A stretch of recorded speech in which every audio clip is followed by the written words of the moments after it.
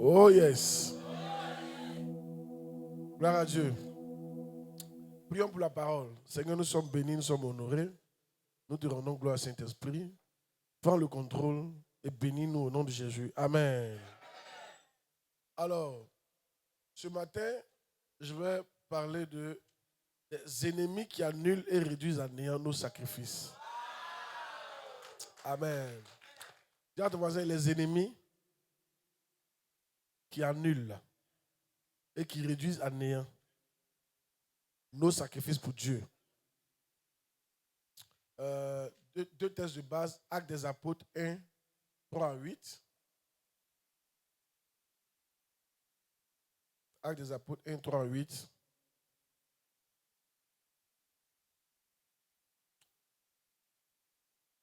Après qu'il eut souffert, il leur apparut vivant et leur donnant plusieurs preuves, se montrant à eux pendant 40 jours et parlant des choses qui concernent le royaume de Dieu.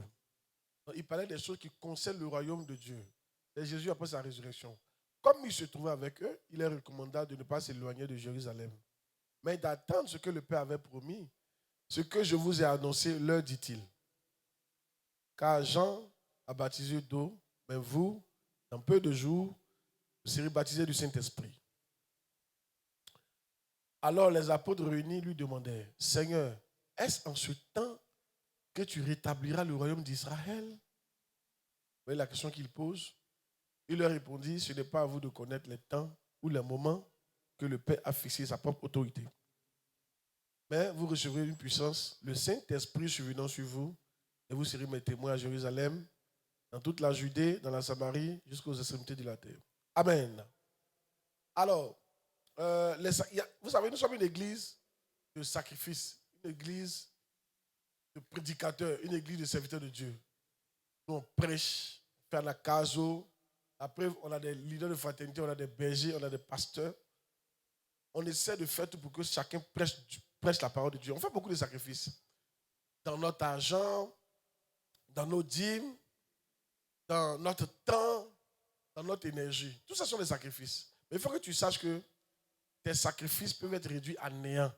Ça veut dire qu'il y a quelque chose qui peut détruire tous tes sacrifices que tu fais pour Dieu. En d'autres termes, tu peux faire des sacrifices pour Dieu, puis tu ne verras pas les résultats. Parce qu'il y a quelque chose qui est en toi, que tu ne sais pas, qui détruit tous tes efforts. Qui a déjà eu l'impression que tu fais des sacrifices, mais tu n'es pas là où tu dois être? Lève la main. Tu as déjà cette impression-là. Tu fais les choses pour Dieu, mais tu as l'impression que tu n'es pas là où tu devais être. On dirait que ton sacrifice-là, ça ne porte pas son fruit. Bien. Pourquoi? Parce qu'il y a des ennemis qui sont capables de les détruire. Donc aujourd'hui, je vais en parler. Dis amen bien. Maintenant, dans ce verset-là, regardez. Comprenez quoi? L'un des problèmes des chrétiens, c'est qu'ils ne savent pas qu'ils seront jugés, pas selon les règles de la terre, mais selon les règles du ciel. On ne sait pas ça. Donc souvent, on méprise ce que la Bible dit. Écoute, une fois que tu es devenu chrétien, tu as été transporté dans le royaume du Fils de son amour. Tu es dans notre royaume. Et donc, les règles de ce royaume-là doivent t'intéresser. Parce que c'est avec ces règles-là que Dieu va te traiter, qui va te bénir, qui ne va pas te bénir, qui va te maudire, qui va te bloquer. C'est très important. Amen. Donc, il va leur dire des choses, il va leur parler pendant 40 jours après sa résurrection des choses du royaume. Et pendant que lui leur parle des choses du royaume, il lui pose une question. Seigneur, est-ce que c'est en ce temps que tu vas rétablir le royaume d'Israël? Parce qu'il y avait beaucoup de prophéties sur Israël. Dieu leur parle du royaume et il lui parle de la prophétie de leur vie. C'est-à-dire, il y a un problème. Jésus-Christ, quand il apparaît, il va dire, heureux les pauvres, car le royaume de Dieu est à vous. Jésus-Christ essaie de nous montrer le royaume, qu'on comprenne le royaume, qu'on étudie le royaume, qu'on connaisse les règles du royaume. C'est ça qui va faire qu'on sera plus béni. Mais nous, notre tête, la prophétie terrestre. On a notre tête sur les choses de la terre. Et donc, ça fait que souvent, on ne connaît pas les ennemis de nos efforts. Et ce matin, je vais en parler. Dis amen bien qu'il prêche. Hey! 1 Samuel 15, verset 22. Ça, c'est le deuxième texte de base. Samuel dit, l'Éternel trouve-t-il du plaisir, ça c'est une règle du royaume. L'Éternel trouve-t-il du plaisir dans les holocaustes et les sacrifices, comme dans l'obéissance à la voix de l'Éternel? Voici, l'obéissance vaut mieux que les sacrifices. Et l'observation de sa parole vaut mieux que la graisse des béliers. Que s'est-il passé? Demande-moi, que s'est-il passé? Il s'agit du roi Saül. Dieu l'envoie quelque part aller se battre. Dieu lui dit, arrivé là-bas, il faut tuer tout le monde. Tue tout le monde, tue les bêtes, tu tues les animaux, tu détruis tout. Donc il va effectivement, ça c'est un combat, c'est comme si c'est parti à l'évangélisation. Il tue tout le monde, il fait tout, mais au niveau des animaux là, il ne tue pas tout. Il laisse les grosses bêtes, les bêtes engraissées là. Il dit non, ça on ne peut pas tuer ça. Alléluia. Amen. Et il dit, il va prendre ça pour faire sacrifice à Dieu. Hey! Donc le prophète Samuel va lui dire, mais attends, Dieu t'a dit de tuer tout, non? Il dit oui, il a tout tué, mais ça, il a laissé ça pour faire sacrifice à Dieu. Il va lui dire non. Pourquoi tu as pensé que si on met sacrifice et puis on met obéissance à la parole de Dieu, Dieu préfère que tu l'obéisses. Ça veut dire que ton sacrifice est annulé lorsque tu n'obéis pas à certaines paroles du Seigneur.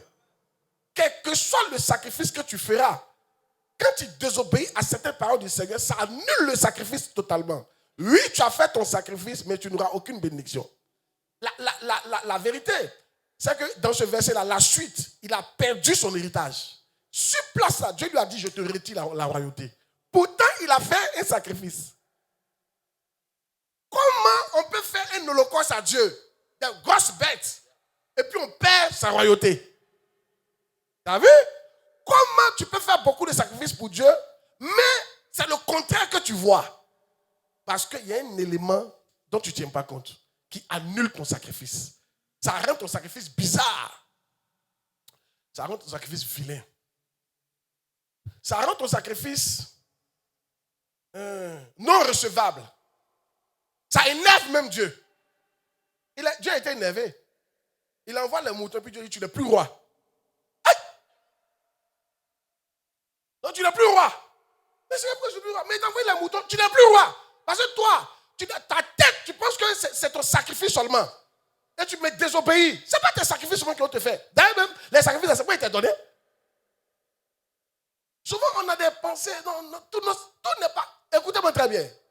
Pendant que tu fais ton sacrifice, là, il y a d'autres choses qu'il faut que tu fasses. Et il y a des ennemis qu'il faut connaître. Qui veut connaître le premier ennemi? Premier ennemi, le non-pardon. Le manque de pardon. Qui ça? Premier ennemi, le manque de pardon. Les ennemis du sacrifice, le manque de pardon. Quand tu ne pardonnes pas, dangereux. Je prêche bien militaire. Petit point. Le manque de pardon est souvent la source de certaines souffrances que les chrétiens vivent. Le manque de pardon est souvent la source de certaines souffrances que les chrétiens vivent. Matthieu 18, 32 à 35.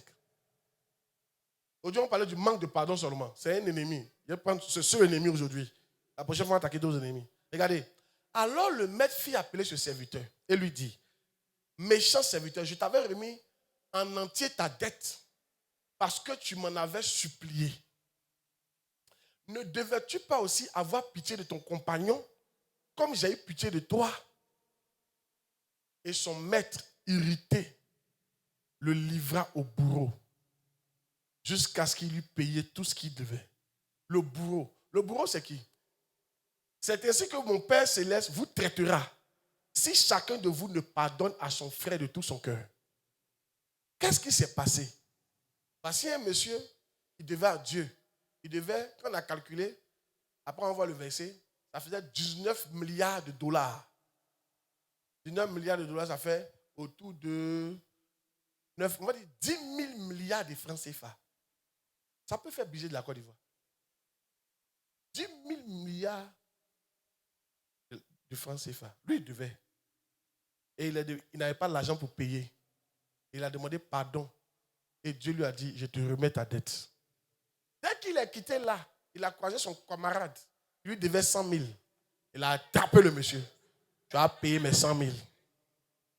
Le gars aussi a commencé à demander pardon. Il dit non. Il a donné. Il a frappé. Il était en train de chicoter. Même il l'a mis en prison.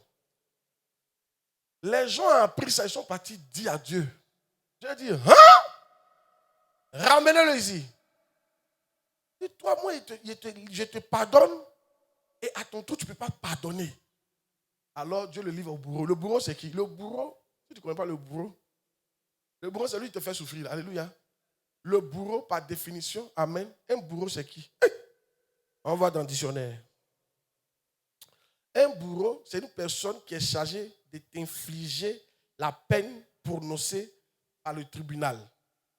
Un bourreau, c'est une personne qui te maltraite, qui te fait souffrir. Donc, quand tu ne pardonnes pas à ton frère, là, la chose que Dieu fait, Dieu envoie une situation qui va te faire souffrir. Beaucoup de souffrances que vous vivez, ça n'a rien à voir avec sorcier. C'est Dieu même qui est à la base. Parce que tu n'arrives pas à pardonner à quelqu'un qui t'a fait du mal. Pendant que toi, qu'est-ce que tu n'as pas fait? Dieu t'a pardonné. Vous n'êtes pas d'accord avec mon verset qui est de prêcher là?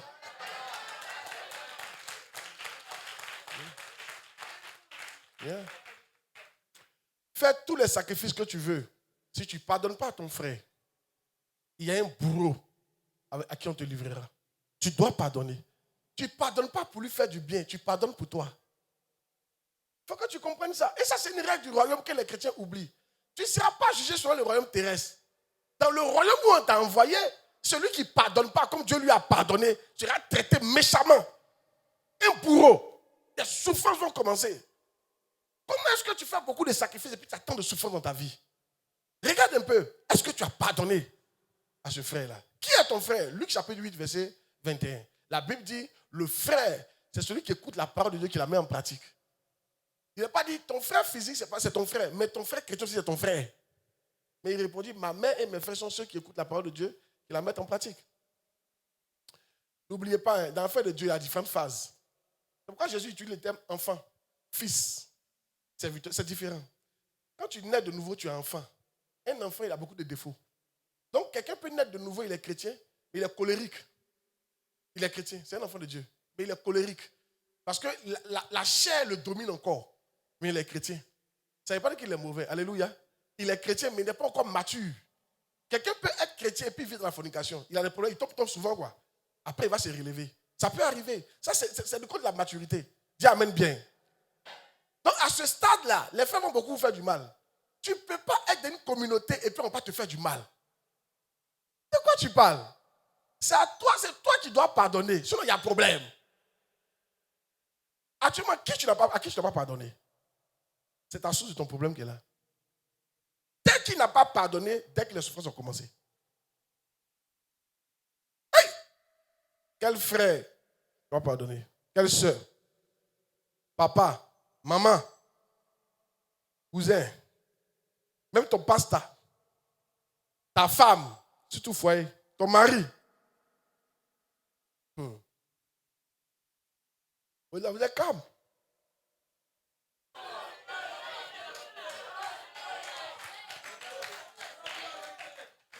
Alléluia. Dis amen bien. Oh yes. Je le dis avec toi pendant que ça vient dans mon esprit. Bishop Paul a dit, et il n'a pas tort, il dit, de toute sa carrière de pasteur, Bishop Paul c'est mon père spirituel, il a près de 3000 églises dans le monde entier. Bishop Dag, Bishop Paul c'est mon jumeau, Bishop Dag. Yeah. C'est l'un des plus grands hommes, l'une des plus grandes onctions sur la terre actuellement. Yeah. Écoutez, il dit, il a fini par découvrir que le non-pardon est un péché que Dieu ne pardonne pas. C'est-à-dire, le non-pardon, là, le manque de pardon, là, c'est un péché que Dieu ne pardonne pas. Quand tu ne pardonnes pas, Dieu ne te pardonne pas aussi. C'est-à-dire que celui-même qui fornique est mieux que toi. Parce que celui qui fornique, là, quand il demande pardon, Dieu va lui pardonner. Mais toi, tu ne forniques pas. Tu ne fais rien, mais tu ne pardonnes pas. Dieu ne te pardonne pas. Et tu souffres. Remarquez un truc. Les gens qui se disent les plus justes, c'est eux qui souffrent beaucoup. Vous n'avez pas vu ça? Moi, j'ai rien connu. Il ne fornique pas, il ne fume pas, il ne commet pas l'adultère. Tout ça, il ne fait pas. Il paye sa dîme, il est droit, mais il ne va pas quelque part. Parce que tu vas voir, il va dire, lui là, il est mauvais, il m'a fait ça. Lui là, il est mauvais, il m'a fait ça. Lui là, il est mauvais, il m'a fait ça. Lui, il ne fait rien à quelqu'un, mais tout le monde fait quelque chose à lui. Les gens se sont bloqués. Pendant ce temps, le fornicateur avance pour te laisser. Parce que le fornicateur, quand il demande pardon là, lui, il pardonne aussi aux gens. Donc Dieu lui pardonne et il avance. Mais toi, tu ne forniques pas. Mais comme tu ne pardonnes pas, Dieu retient tes fautes. Et puis il envoie des bourreaux. De prêcher, de pas prêcher. Méfiez-vous des gens qui pensent qu'ils sont mieux que les autres. Moi, j'en ai connu. La Bible, nous tous, on a péché, on est privés de la gloire de Dieu. Il n'y a pas un qui en nous qui est bon. Moi, écoutez, moi, j'ai connu des gens dans ma vie qui se croyaient justes. Ah! Il y a une, elle dit non, elle, c'est la perfection. Il y a tout le monde la fuit.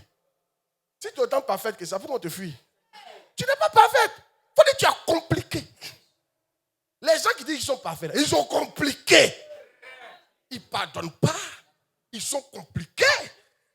Ils sont bizarres. Ils ne laissent pas faire tomber. Amen. Alléluia. Ils sont durs. Et ils croient que c'est par leur justice qu'ils peuvent s'en sortir. C'est par le sang de Jésus qu'on avance. De prêcher, on va prêcher. Yeah. Et puis, ils vont dire, hey, lui, là, il faut du mal. Ils avancent. Moi, il avance. Non, non, non, non. C'est pas ça, mon frère. Ton péché, là, on ne pardonne pas ça. C'est un péché grave. Même celui qui commet l'adultère est mieux que toi. Ikazou. Non, tu peux avoir des problèmes. Tu sais, les situations peuvent arriver, mais c'est trop difficile. Soit tu as trop fait confiance à quelqu'un. Tu l'as tellement aimé que tu n'as pas pensé que cette personne puisse te faire ça. Donc souvent, c'est difficile de pardonner. Je ne parle pas de ça. Quand ça faut prier, Dieu va t'aider. Il faut être inclin à pardonner. Mais il n'y a pas des gens qui refusent de pardonner. Ne viens pas. Tu vas souffrir. Et ce qui va plus te faire mal, c'est quand l'autre avance. La personne qui t'a fait le mal, là, il avance. Et là, maintenant, tu as maudit Dieu. Et tu maudis Dieu pourquoi? Tu maudis Dieu pourquoi? Voici les règles du royaume. Celui qui ne pardonne pas, on ne lui pardonne pas. Non, ce n'est pas la faute de Dieu. Dieu nous aide. Si ce message te fait du bien.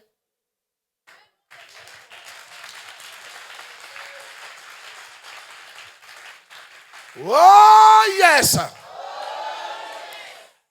2.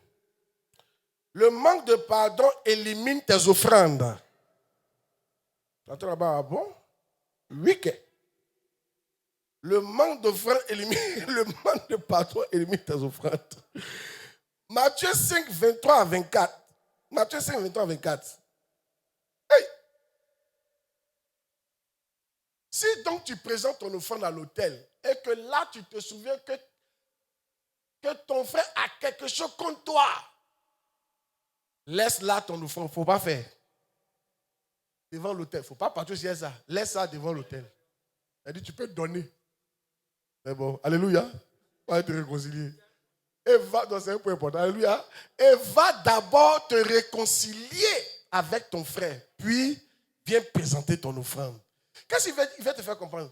Si tu présentes ton offrande, tu ne bénéficies pas. Hein? Maintenant, toi, tu peux donner. Nous, on va recevoir. Mais il n'y a pas encore de bénédiction. La bénédiction va venir lorsque tu vas aller te réconcilier. C'est là la bénédiction de ça va venir sur toi. Donc, si tu en parles avec quelqu'un, ça va annuler l'effet de ton offrande. Mais là, on a vu ça dans 1 Samuel 15, verset 22. C'est pas ça? Il a fait holocauste, il a récolté, il a perdu son trône. Il a fait offrande à Dieu, puis il a perdu son trône. Parce qu'il n'a pas obéi. Et il y a des obéissants. Dieu dit de pardonner. Combien de fois? 7 fois. On voit tout ça là. Quand il arrive dans la partie, comment il faut pardonner? 3. Le manque de pardon fait de nous des serviteurs méchants. Matthieu 18, 28 à 33. Matthieu 18, 28 à 33.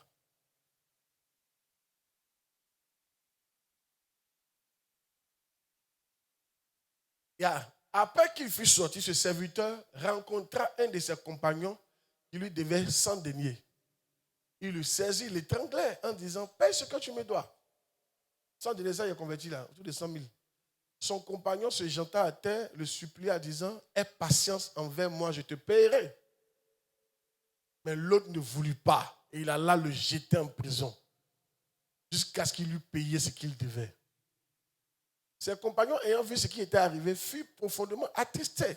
Ils allèrent raconter à leur maître tout ce qui s'est passé. Alors le maître fit appeler ce serviteur qui n'a pas pardonné là.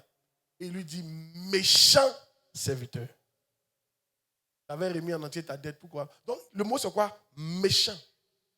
Tu es méchant lorsque tu ne pardonnes pas aux autres. Il faut que tu comprennes ça.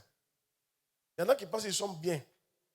Mais la Bible dit, vous voyez comment la Bible te voit quand tu ne pardonnes pas? La Bible te voit comme un méchant, comme une méchante personne. Tu dois pouvoir pardonner.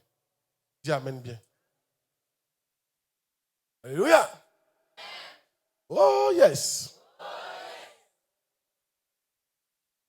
Je t'encourage. Aujourd'hui, tu peux changer ton statut. Tu es rentré ici comme méchant, mais tu peux sortir comme bon. Il suffit simplement de pardonner à la personne. Amen. Yeah. Alléluia. Que Dieu nous bénisse. Oh yes. Un jour, il y a une personne que je prenais comme vraiment jumeau, jumelle ou bien en tout cas, qui a raconté aux gens que moi je vais sur Facebook pour voir les noms, donner les prophéties aux gens. On était dans la même église. Et elle est venue dire ça à moi, mes enfants. Elle dit mes enfants, les gens qui étaient proches de moi. Sans se douter, ils étaient déjà fâchés. Elle dit, il ne parle plus avec elle. Il a crié sur eux, ça va pas là. Parlez avec elle. Et moi, j'ai fait comme si de rien n'était. J'ai oublié ça. Ça ne m'a rien fait. Amen. Je peux la regarder dans les yeux. Comment tu sais que ça ne t'a rien fait? C'est dans les yeux, on voit la vérité. Et quand vous faites pas là, vous ne pouvez pas vous regarder dans les yeux 2 jours, non. Il y a un problème. Quand vous n'avez pas vous regarder dans les yeux, c'est qu'il y a un problème. Amen. C'est dans les yeux, on voit la vérité. Hey, j'ai laissé. Le fait qu'il ait laissé là, Dieu trouve que je suis bon. Ah oui, non? Ici, ta bonté n'est pas rattachée à tes œuvres. Ta bonté est rattachée au fait que tu pardonnes, tu ne pardonnes pas. Oui. Donc, écoute, arrête d'être méchant. Pardonne. OK? Par quoi? Pardonne. On ne donne pas les bonnes choses aux méchantes personnes. Dieu ne donne pas les bonnes choses aux méchantes personnes. Bien. Ton cousin t'a fait quelque chose, ton frère t'a fait quelque chose. Il a été ingrat, tu as gardé tout ça. T'as quoi, tu n'avances plus là? Non, il n'est pas lui pardonner. Moi, c'est à moi, il fait ça. Dieu trouve que tu es méchant. Et Dieu t'a bloqué.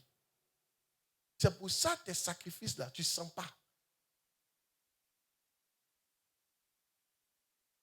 Maintenant, je vais vous aider. Dis à quelqu'un comment on pardonne.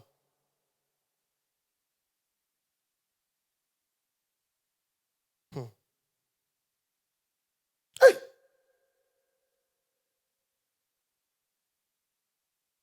Ah. 7 fois 70 fois. Premier point de ça. Combien de fois on doit pardonner? Combien de fois on doit pardonner? 7 fois 70 fois. Ça fait combien? 490. La même personne, hein? Matthieu 18, 21 à 22. Matthieu 18, 21 à 22. Alors Pierre s'approcha de lui et dit, Seigneur, mais Pierre là, il était quoi? Colérique. Donc cette partie-là l'intéressait. C'est Pierre qui a coupé l'oreille du monsieur qui est venu attaquer Jésus. Pierre, il ne laissait pas pour lui, hein, à l'étranger. Donc, question il a posée là, ça l'intéressait lui-même. Oh Seigneur, bon, on va comment? On pardonne combien de fois même cette affaire-là? Il faut nous dire. Parce que non, il y a les trucs qui sont trop trucs. Alors, Pierre s'approcha de lui et demandait, Seigneur, combien de fois pardonnerai-je à mon frère lorsqu'il pêche contre moi? Serait 7 fois? Lui me dit, 7 fois, c'est beaucoup. Jésus dit, non, je ne te dis pas 7 fois, mais jusqu'à 70 fois 7 fois. 70, c'est 70. Donc, ça fait 490 fois. La même personne. Demande à ton voisin, il t'a fait ça combien de fois? Et tu ne laisses pas la faire là. Tu entends là-bas, c'est ta deuxième fois. Mais la troisième fois, tu vas me sentir dans ce pays.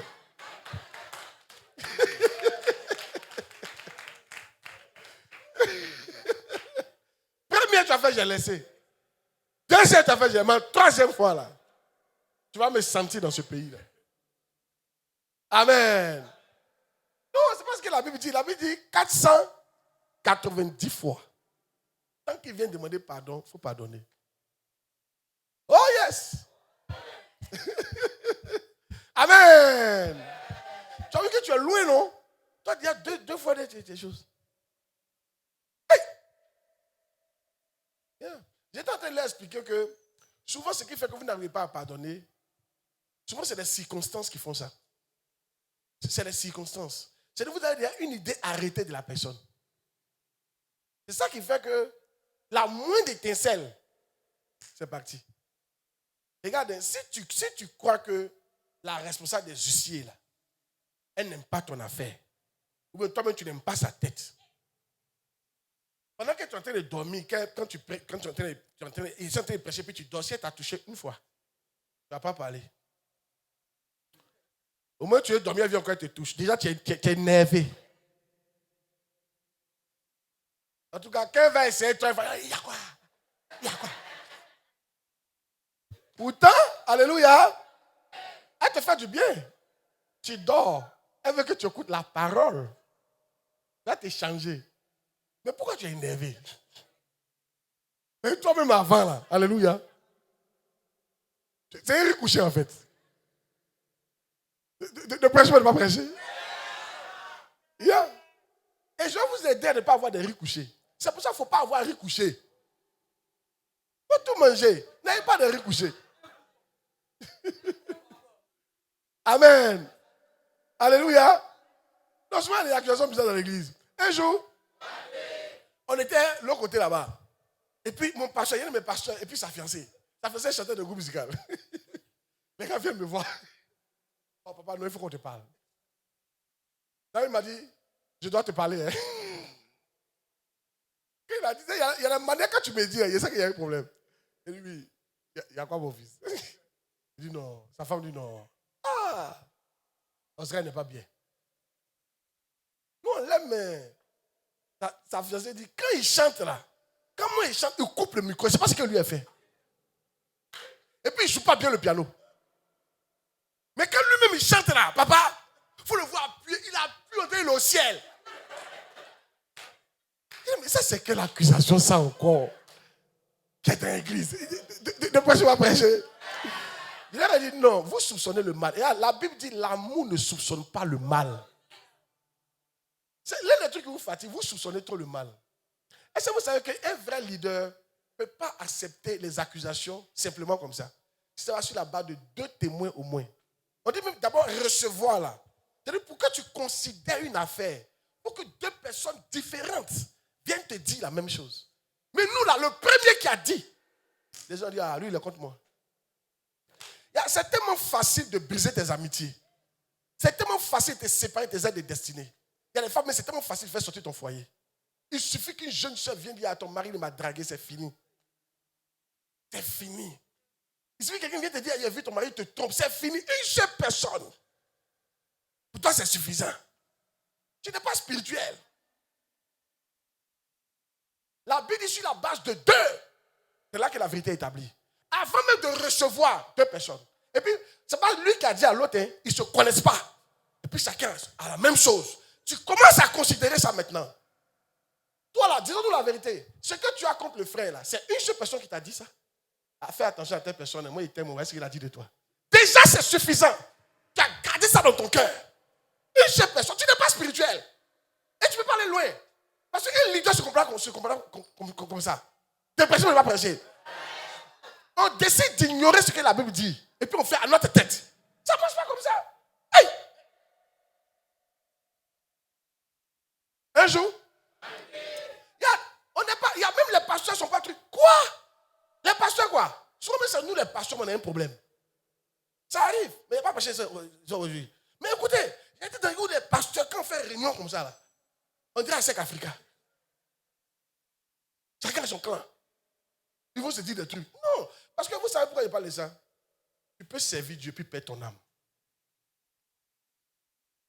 Parce que quand tu commences à servir Dieu, tu as l'impression que tu es juste de facto. Et puis tu arrêtes d'évoluer. Combien d'entre nous ont arrêté d'évoluer depuis que tu sers Dieu? Tu as arrêté d'évoluer. Tu as arrêté d'apprendre. Tu as arrêté de faire des efforts. Depuis que ton cœur est resté, c'est resté comme ça. Quand tu étais un simple chrétien même, ton cœur évoluait. C'est-à-dire, tu apprenais chaque jour. Tu ajoutais. Donne-moi les fruits de l'esprit. Donne-moi les fruits de l'esprit. Galates 5, 22. Donne-moi les fruits de l'esprit.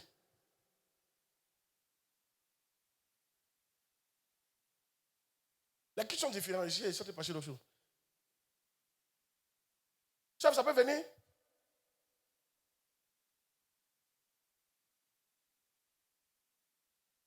Il dit quoi?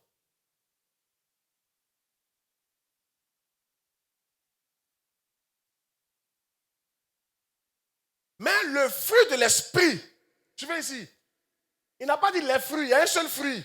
Le fruit de l'esprit, ça c'est la révélation qui doit vous aider. Vous qui pensez que vous êtes mauvais, vous n'êtes pas mauvais. Vous qui pensez que vous n'arrivez pas à pardonner, vous pouvez pardonner. C'est parce que tu ne considères pas la chose, c'est déjà en toi. Le fruit de l'esprit, c'est un seul fruit. Dans ce fruit-là, il y a l'amour, il y a la joie, il y a la paix, il y a la patience, il y a la bonté, il y a la bénignité, il y a la fidélité, il y a la douceur, il y a la tempérance. C'est comme la Côte d'Ivoire.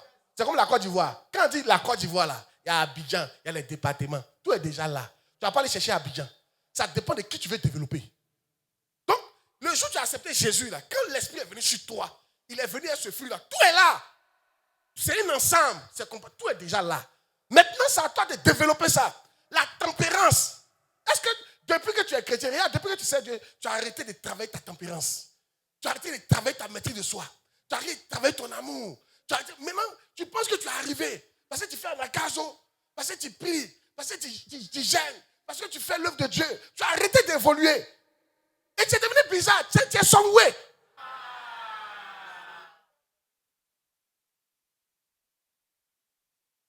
Hey! Bon.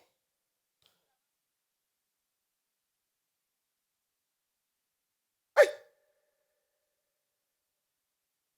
Maintenant, en un jour, on fait comment?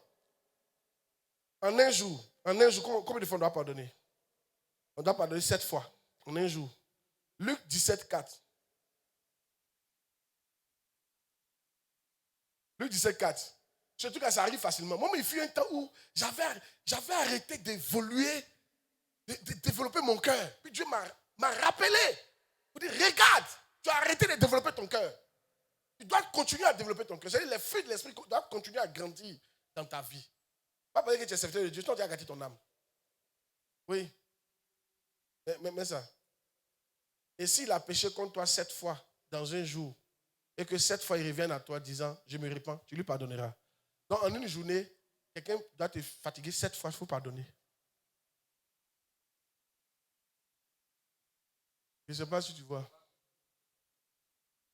Maintenant regarde, c'est un indicatif. Si tu n'arrives pas à pardonner 7 fois une personne, déjà une fois tu es fâché. Remets le fruit de l'esprit. Remets le fruit de l'esprit, te montrer ce qui ne va pas. Remets le fruit de l'esprit.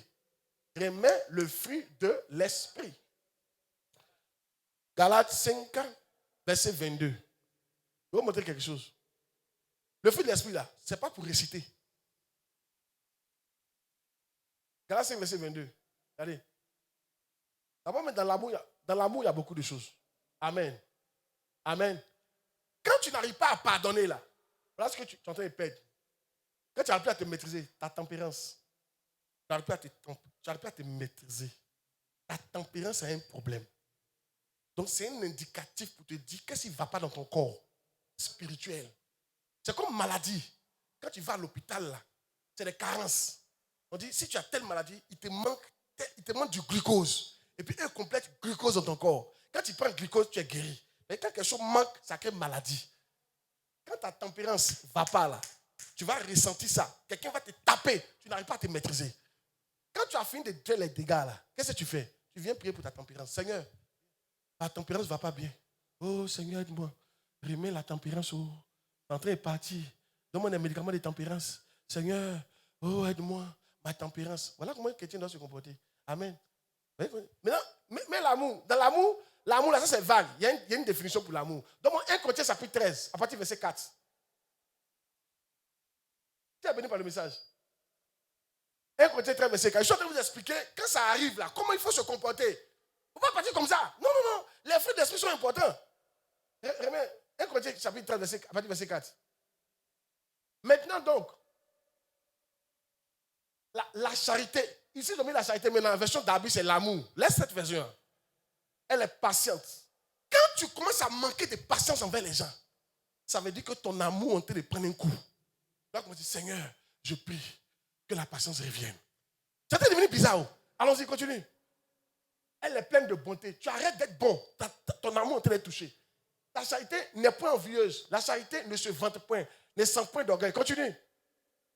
La charité ne fait rien de malhonnête. Tu commences à être malhonnête. Ton amour, ton côté amour a un problème. Elle ne cherche point son intérêt. Elle ne s'irrite point. Toi, tu te fâches. Elle ne soupçonne. Hein? Toi, tu soupçonnes. Tu commences à prier. Ça ne va pas. Il y a une carence. Tu es malade. Oh. Bientôt, on risque de t'hospitaliser. Oui, continue. Alléluia. Elle ne se réjouit point de l'injustice. Mais quelqu'un a des problèmes, toi, tu te réjouis. Quelqu'un travaille le moins difficile, toi, tu ris de ça. Il n'a pas vu. Elle n'a pas dit. On va voir ici. Toi, tu es malade. Diarrhée. Tu as fait diarrhée spirituelle. Ta température est en train de chauffer. Et tu es en même temps. On va t'hospitaliser. Il faut continuer comme ça. Alléluia. Parce que tu ne dois pas avoir cette réaction-là. C'est une carence qui fait que tu réagis comme ça. Quand tu vois quelqu'un grelotter, c'est une carence qui fait ça. Il y a une carence. Tu vois quelqu'un qui travaille le moins difficile, toi tu te réjouis. Dans Ézéchiel, la Bible dit, parce que tu t'es réjoui comme mon serviteur avait des problèmes, mais comme mon fils avait des problèmes, je te châtirai. Beaucoup d'entre nous, là, le problème que tu as là, faut te souvenir, le jour où l'autre avait problème, tu as ri un peu là. Il y a conséquence. Dieu ne laisse pas ça passer. Il va te frapper aussi. Les gens travaillent des moments difficiles, toi tu peux c'est amusement. Vous pouvez c'est chic d'être dans le problème. Tu peux c'est chic dans le problème. C'est pas chic. La personne souffre, la personne pleure. Et toi tu penses ça pour jouer. Non, Dieu va le châtier. Non, faut le laisser. Hein? Il n'a pas dit il peut. Hein? Bana loco. Toi, on va t'hospitaliser bientôt. On risque de t'opérer. Tu ne fais pas attention. Tu vas rester dans l'opération là. Que Dieu nous aide. De prêcher, mais ne pas prêcher. Quelle est cette question? On est devenu. On n'a plus de compassion. On n'a plus de compassion pour les gens. Viens, vas-y, continue. La partie qui m'intéresse en bas là. Amen. La vérité, hein? L'amour excuse tout. Quand tu n'arrives pas à excuser aux gens, tu es malade. Espère tout. Alors, non, remets. Supporte tout. Oui. Voilà. Ça supporte tout. Excuser, c'est pardonner. L'amour pardonne tout. Dès l'instant où tu sens que. Moi, je n'ai pas dit que. Vous savez, l'homme tombe malade. Vous n'êtes pas honnête avec vous. L'homme tombe malade. Donc, si ton corps tombe malade, ton esprit tombe malade aussi. Mais quand tu tombes malade, qu'est-ce que tu fais? Tu vas à l'hôpital, non? Et tu acceptes tous les médicaments. Tu te couches, on pique. Tu es couché pour te soigner. Maintenant, quand spirituellement tu es malade aussi, que moi, il te parle, il sont en train de te soigner. Il faut aussi accepter. Accepte la piqûre. Il faut accepter. Tu sais quoi? Quand tu es malade physiquement, tu sens. C'est pourquoi tu vois la mort devant. Mais quand tu es malade spirituellement, là, c'est l'enfer qui est devant. Ou bien c'est ta destinée qui sera bloquée. Il faut accepter aussi le médicament que je suis en train de donner ce soir-là, ce matin-là. C'est un bon médicament. Ne soyez pas... Non, personne n'est bon. Tout le monde tombe malade. Même spirituellement. Même Jésus-Christ, il a failli tomber malade. Il est arrivé un temps, il va à la croix, il a dit, Seigneur, pardon. Je n'ai pas envie de partir. Seigneur, pardon. Si c'est possible, on va laisser. Mais pendant qu'il parlait comme ça, Dieu a envoyé un ange, médicament spirituel. Dieu a envoyé un ange. Fortifie-le. Remets la force. Remets la douceur. Remets l'obéissance. Alléluia. Et puis quand il s'est levé, il dit, je suis quelqu'un maintenant. Satan, on est prêt. Maintenant, je suis côté. Je suis prêt. C'est pas comme ça. Quand tu vas à l'hôpital, là, est-ce qu'on peut voir ton visage? Voilà comment tu marches. Pour saluer le médecin, il fait, bonjour, monsieur.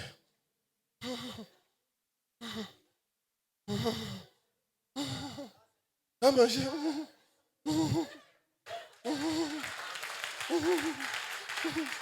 Maintenant, quand le médecin vient, on pique. Un peu, on pique. Après 3 jours, tu te lèves comme ça. Ah, on sort à la maison, dépêchez-vous. Il y a des affaires à faire. Ah, maintenant je suis chaud. Pourquoi tu n'étais pas chaud avant? Tu étais malade. Alléluia. C'est pareil, spirituellement. Quand tu es malade spirituellement, tu vas sentir ça. Tu n'arrives plus à pardonner aux gens. Ça ne veut pas dire que tu es mauvais. Ça veut dire qu'il y a une carence. Tu n'arrives plus à pardonner. Quelque chose entré en toi qui a fait ça. Vous savez, les maladies, c'est les microbes. Quand un microbe entre en toi, il te rend malade. Donc, quelque chose entré en toi, c'est te rend malade. Il faut accepter que tu es malade. On va t'hospitaliser maintenant. Il faut accepter les médicaments. Pour te Si tu es guéri, là, tu vas voir, ah, ça va. Là, il faut, toi, il te pardonne.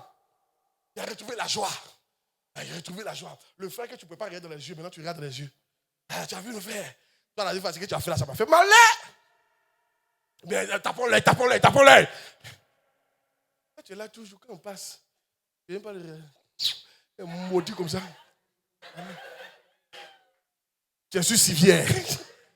Il y en a, ça fait combien d'années que tu n'as pas vu ton petit frère? Même pour l'appeler. Quand tu vois son numéro, tu ne décroches pas. Tu es malade. Tu as la pisame. Tu es en cardiologie. Ton côté, un pardon là, ça a été fouetté. Ça a très en train de disparaître. Hey, je ne sais pas s'il enseigne aujourd'hui.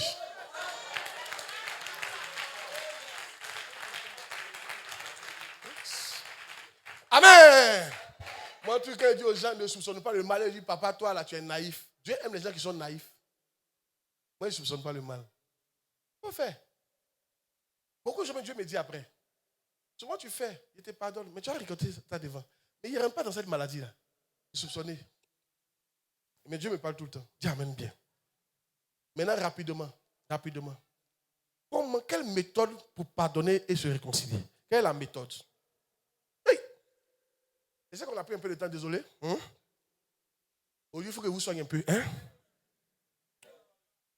Alors, première méthode, ne pas faire cas. Ce que j'entends vous dire là, si tu ne pardonnes pas, tous tes efforts de servir Dieu là, ça sera réduit à néant. Ce que j'entends te faire comprendre, c'est un ennemi. Donc, il faut le tuer. Premier cas, il ne faut pas faire cas. Matthieu 5, 39. Ça, c'est un stade où ça ne te fait pas mal. Tu arrives à vivre sans dire à la personne. Tu arrives à laisser. Matthieu 5, 39. Tu arrives à laisser. Mets le verset. Mais moi, je vous dis de ne pas résister aux méchants. Si quelqu'un te frappe sur la joue droite, présente lui aussi l'autre joue. Mais tu ne fais pas cas. Si on t'a giflé, c'est que tu donnes deuxième, c'est comme si tu n'as pas senti. Pas grave. Il n'a qu'à gifler, j'y veux. Ça, c'est un niveau que tu peux supporter. Amen. Un jour, il y a un jeune homme qui m'a fait ça. C'était mon appareil Sony. 300 000. Appareil photo. C'était l'appareil photo Sony là. Au début de la crise, quand les rebelles venaient d'arriver, les FSI, encore à Abidjan, les gens m'ont dit de le... C'est lui qui avait pris. Parce qu'il est rentré après moi. Quand je suis sorti, c'est lui qui est rentré et puis il a pris. Il a pris sur le piano de l'église. Finalement, ils ont retrouvé le piano de l'église. Ils l'ont frappé, ils ont retrouvé le piano de l'église. Pour moi, il dit, c'est pas lui qui a pris. Et puis la voix m'a dit, envoie-le chez les FSI, ils vont le chicoter. Pas donner ton lapin. Je lui ai dit, la Bible dit, celui qui lutte ton manteau, il faut lui donner ta tunique. Il dit, c'est pas lui. Laissez. Une semaine plus tard, et là, quelqu'un est venu me financer à hauteur de 5 à 10 millions pour créer mon entreprise. Puis Dieu m'a dit, ce que tu as fait là, c'est le résultat qui est là. Celui qui lutte ton manteau, il faut lui donner ta tunique. Dieu va te bénir. Vous en dites, quand tu gifles ici, il faut donner le deuxième. Non, attends, vous voyez que donc Dieu va te dire, il faut donner le deuxième cadeau, quoi. Dieu, il ne réfléchit pas. Amen. C'est parce qu'il y a récompense derrière. Mais le fait que tu sois capable de donner le deuxième, là, ça montre ton niveau de tempérance. Et ça montre ton niveau de tempérance. Mais quand tu n'arrives pas à faire ça, il faut prier pour que ton niveau augmente. Maintenant, plus tu montes aussi, plus Dieu te bénira. Premier cas. Ça, c'est le cas où tu ne lui parles pas. Il a fait, mais tu supportes. Tu n'as pas besoin de parler avec lui. Mais les prochains cas, là tu ne supportes pas. Il a fait, tu n'as pas dormi. Quand tu le vois, tu changes de chemin. Quand tu le vois, comment on règle ça? Il dit, papa, comment on règle ça? Il y a 3 étapes. La première étape, aller vers la personne pour lui dire. Matthieu 18, 15. Aller vers la personne pour lui dire. Je vous donne les versets bibliques pour que vous sachiez que c'est comme ça on règle affaire dans notre royaume. Si ton frère a péché, dans la version d'Abi, on dit ici il a péché contre toi. Donne-moi la version d'Abi.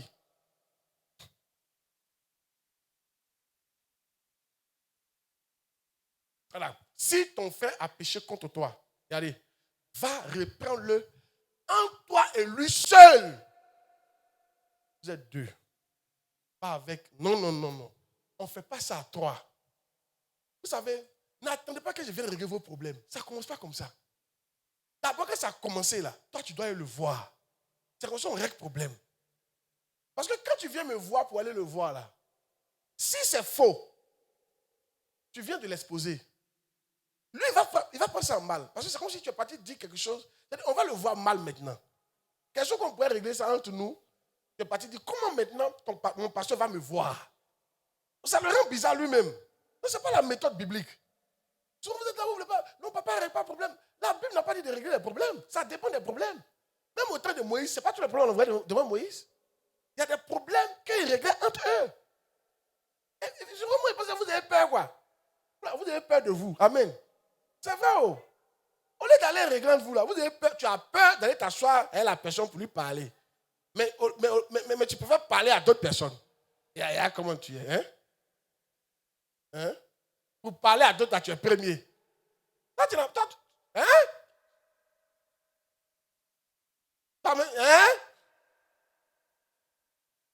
L'affaire que la personne t'a fait là, lui, il ne sait pas qui t'a fait ça.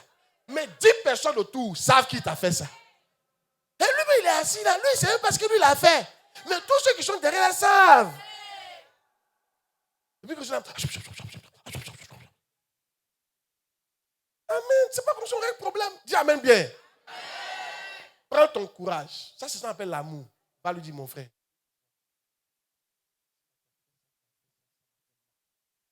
C'est comme ça qu'on règle. Il va dire, excuse-moi, je n'ai pas fait exprès.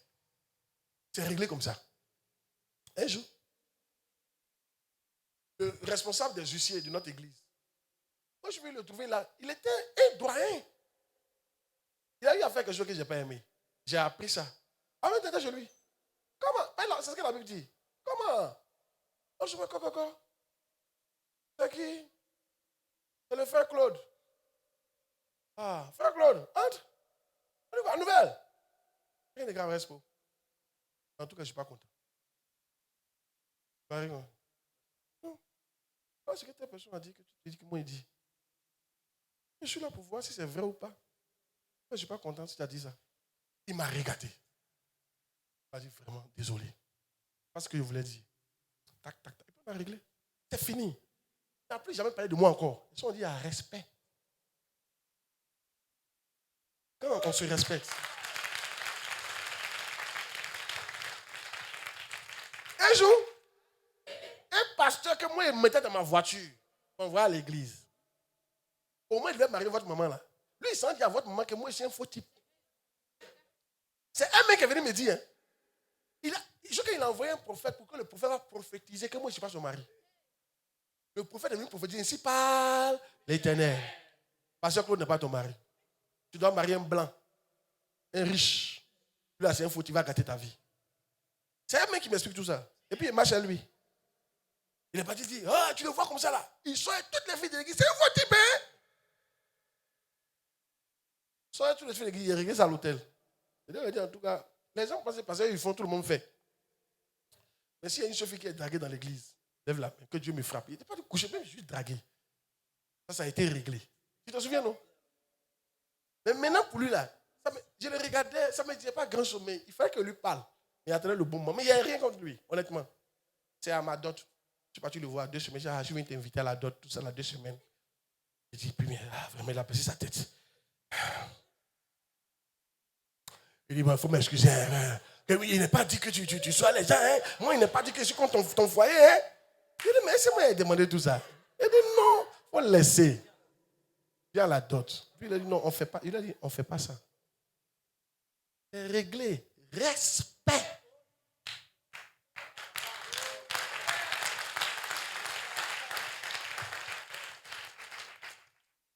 C'est à cause de ça les gens ont peur de me donner les ragots là. Il dit, papa, quand tu lui dis, il va aller demander. C'est ce que la Bible dit. Vous, votre problème, il y a vous choquer. La Bible dit, celui qui hait son frère doit être puni par le feu de la géhenne. Tu vas en enfer. Quelqu'un vient mettre bagage de haine sur ta tête comme ça. Et tu acceptes ça. Comment quelqu'un vient te dire que rien sont pour toi? Monsieur Bézida, il n'aime pas. Voilà ce qu'il a fait, voilà ce qu'il a fait. Il ne t'aime pas, il te hait. Et puis toi tu dis, oh, merci, vraiment tu m'aimes. Merci. Quoi? Tu vas pas lui dire, c'est que tu dis, si c'est vrai, on va demander. Dis-lui, on va demander. Parce que si tu ne demandes pas, tu as gardé quelque chose comme M. Bézi comme ça. Tu vas, et puis ça va se développer un peu. Maintenant, tout ce que M. Bézi va faire, tu vas voir ça renverser. C'est ce qu'ils m'ont dit là, c'est ça. Tu as vu? Ce qu'elle m'a dit, c'est vrai. Et puis après le cul, tu l'appelles. Hein? Ah, ma soeur, ce que tu as dit, c'est la vérité. Parce que je dis, quand il partageait la nourriture, arrivé à mon tour. C'est où il n'y avait pas de poisson, il m'a donné. Ce que tu dis, c'est la vérité. Yeah. Et tu es en train de développer là. Quelqu'un est en train de tuer ton âme. Moi, je ne permets pas ça. Tu es venu me dire cette vérité-là. Tu as eu courage. On va aller demander. On ne va pas mettre bagage sur ma tête, tu vas me tuer. Parce que Dieu qui est là, si tu hais les gens, il ne t'utilise plus. Dieu n'utilise pas les gens qui haient les gens. Donc ne viens pas mettre la haine dans mon cœur. Si tu n'es pas prêt qu'on aille demander, ne viens pas me dire. Garde ta chose pour toi seul. Ah oui. C'est pas ça, la réponse, il prêche ça. Hein? Mais demandez-lui là, lui il me connaît. Il a prêché ça il y a longtemps. Oui, il n'aime pas ça. Et vous êtes là, vous aimez ça. Les distributeurs de haine. Les distributeurs de division. Tu n'as même pas preuve. Quoi? On va les demander. Si c'est vrai là, et puis il dit à M. B, c'est vrai, il va demander pardon. Il va dire désolé. Il a dit, mais pourquoi tu fais ça? C'est tout. Et puis on quitte là. Là, vous n'êtes pas d'accord, hein? Écoutez, si vous êtes à ce stade, allez voir la personne. Allez voir la personne. Ce que la Bible a demandé. Ne gardez pas ça. Je te vois, s'il te plaît. Tu me déplace-toi, va chez elle. Ah, c'est étonné. Non. Et bonsoir. Deuxième nouvelle. Il y a toujours deux nouvelles en Afrique. La deuxième nouvelle, c'est que voilà. Bon, voilà. Ça m'a fait mal. Je n'arrive pas à supporter. Tant que frère, c'est ce que te dis. Sinon, vous allez gâter votre vie. Tous tes sacrifices, ça sera un cadeau. Et tu gardes les trucs.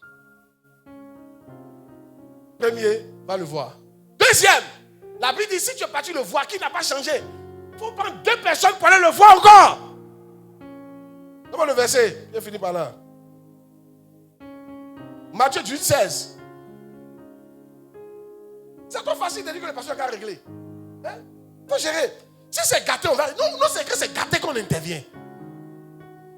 Matthieu 18, 16. Mais s'il ne t'écoute pas, prends avec toi 1 ou 2 personnes, afin que toute l'affaire se règle sur la déclaration de 2 ou de 3 témoins. Il ne t'écoute pas, tu prends 2 personnes pour partir.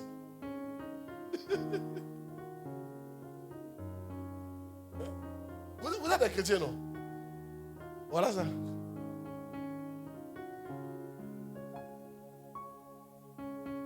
Qui sait qu'il y a des gens qui doivent aller voir? Lève la main, voir.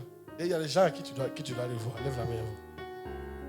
Donc il y a des gens qui actuellement là tu dois aller voir. Lève la main, voir. Il n'y a pas beaucoup, hein? Ici, là, on ne vous touche pas, hein? Ah, vous avez déjà vu?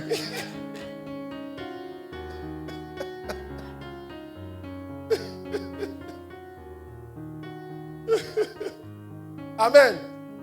Et je peux te donner un conseil. Quand tu vas, ne va pas accuser la personne. Dis-lui, j'ai appris. Ça m'a fait mal. Je suis venu vérifier l'information. Là, c'est quelque chose. Les gens ont passé par la marcher ton pied. Vraiment, quand tu partais, tu as marché sur mon pied. Ça m'a fait vraiment mal. Ne dis pas, ne viens pas pour dire, ah, papa a dit, hein. Moi, elle te dit, ma sorcière, là, c'est aujourd'hui qu'elle a trouvé. C'est pas ça ici en train de faire. Tu as marché sur mon pied. Ça m'a fait mal. Pas garder ça. te dit. Puis tu te tais, tu attends. Ça peut être ton papa, ça peut être ta maman, ça peut être moi, pasteur Claude. Ça peut être ton mari, ça peut être ton enfant. Ça peut être un frère de l'église. Non, si c'est moi, tu peux venir me voir. Il n'y a pas de problème. Si tu viens me voir, je vais t'estimer plus. Il y a des trucs que tu es trop mature. Oh yeah!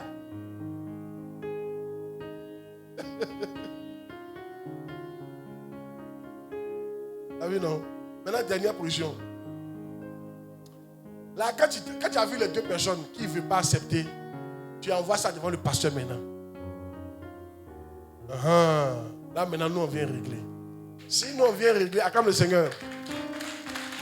Si maintenant, nous, on vient régler que ça ne marche pas, la Bible dit qu'il faut le traiter comme un païen. Il faut le laisser comme ça. Lui, là, ce n'est pas un chrétien. Et il y en a qui n'acceptent pas. Il laisse comme ça. Il y a une maman là. Le jour, ils l'ont consacrée diaconesse. Elle s'appelle maman d'habitude. On l'appelle maman. Donc il y a un pasteur. Il a dit, maman, papa t'appelle.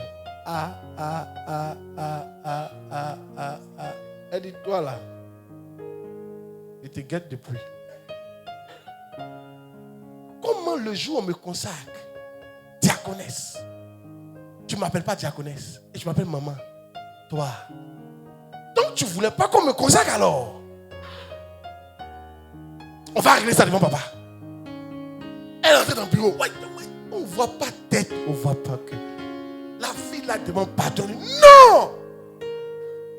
Parce que nous là, quand on nous est éduqués, on respecte les grandes personnes. Elle dit, mais pardon, mais comment? Le jour de ma consécration. Tu peux m'appeler maman. Tu ne reconnais pas mon ministère. Et je vais la quitter l'église. On lui a beau demander pardon. Non. Tu veux que l'autre fasse quoi? Non. Yann, je te dis quelque chose. Même s'ils ont tué toute ta famille, la seule chose qu'on peut dire, c'est pardon. La passion haute, c'est le degré le plus élevé. On va pas se tuer aussi. On dit pardon.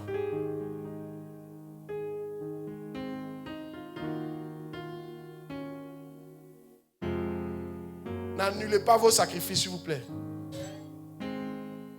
Dans mon livre là. Oh, il y a lu mon. Où c'est passé? Donne-moi un petit morceau. Oh, faut que vous lisez ce truc là. Envoyez-moi ça. Amen. Gloire à Dieu. Oh yes. Il dit, je paraphrase, il dit, l'amour vrai.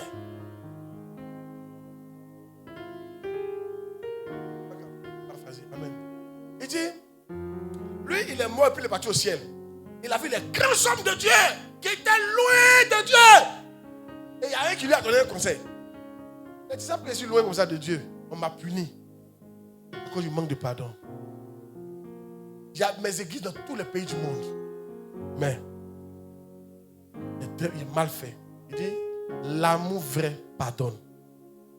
Et quand tu trouves ça difficile, il dit, plus tu trouves difficile de pardonner, alors plus tu t'écartes de l'amour vrai.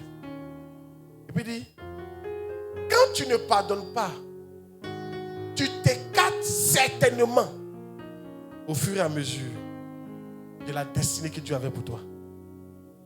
Tous ceux qui ne pardonnent pas, tu ne vas jamais accomplir ta destinée. Écarte. Donc tu dois pardonner. Que Dieu nous aide. J'ai prêché ça. Que tu continues à faire les efforts que tu fais. Mais tout en pardonnant. Afin que tes efforts ne soient pas inutiles. Que le Seigneur nous aide. Tiens-toi debout, acclame le Seigneur.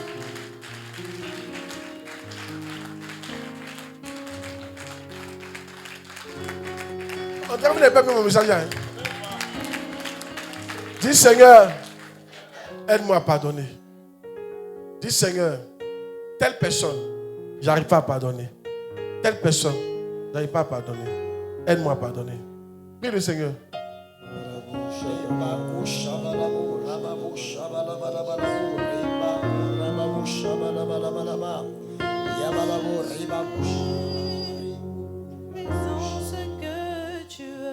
On fait une prière.